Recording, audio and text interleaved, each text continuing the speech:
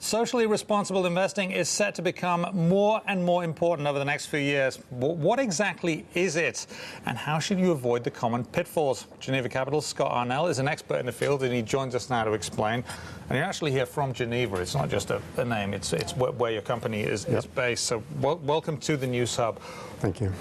What is socially responsible investing, and why should I care? The objectives are to achieve competitive returns while advancing, though, the values of the institution or the investors. So one example is exclusion. That's the largest category, what you just referred to. It's called negative screening.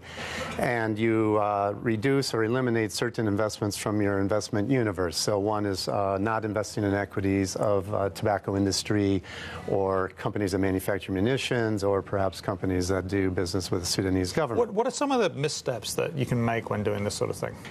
If you're going to introduce this data into your investment process, then your investment decisions are only as good as the data that you put in.